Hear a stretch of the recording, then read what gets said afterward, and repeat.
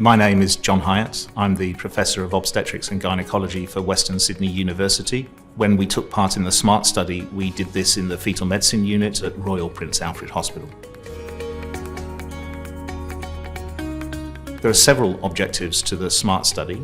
It uses a new form of the panorama test with a new artificial intelligence algorithm and to identify how it performed in screening for common trisomies. Those are chromosomal abnormalities like trisomy 21, 18 and 13.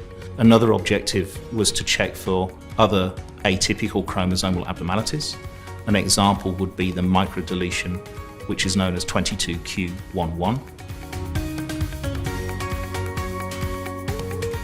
In relation to screening for deletion 22q11, the test has also shown improved sensitivity. The sensitivity approaches 85%. And again, it has very high specificity. So the specificity is about 99.95%.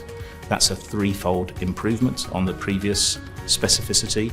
And that's important to us because it means the positive predictive value of the test, which is how likely it is that a positive result will be truly positive, has now improved to about 50%, which is very significant.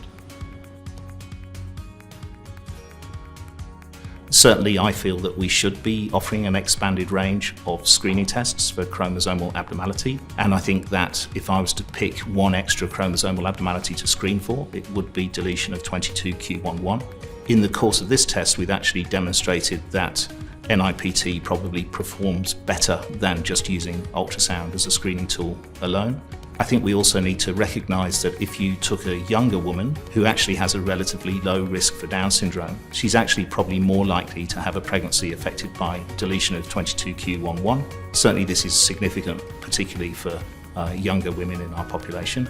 I think the emphasis of screening has changed a little, and in the context of this condition, we're certainly perhaps better prepared for birth, better prepare for management during the neonatal period and during infancy, and therefore can help improve outcomes for these children in the longer term.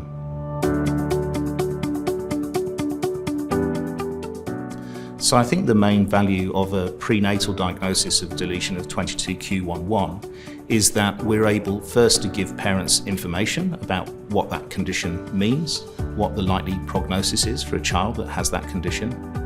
And then we're able to make sure that we actually assess that baby as a fetus to make sure we're clear about whether they have any other structural problems.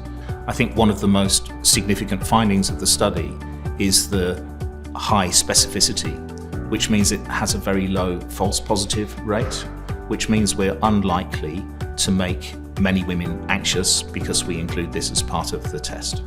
But we need to be, I think, in agreement from a societal perspective that this is what we want to screen for.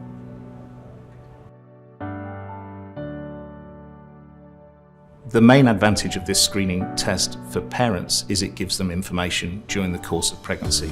And I think that really this is the first time that we have a really cohesive strategy to be able to screen for deletion of 22q11 in a whole population.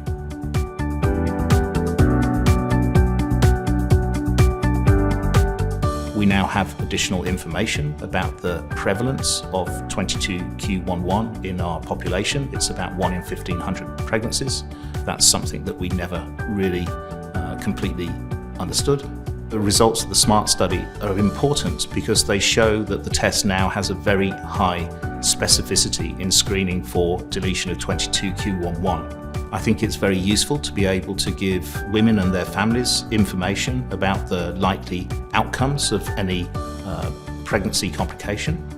It means that families can be prepared for what's going to happen after birth. It means that the staff that are looking after them can be prepared for what's going to happen after birth. So from my perspective, I think this is useful information. It allows us to improve the outcome for these children, and that's why we should be considering including it in population screening.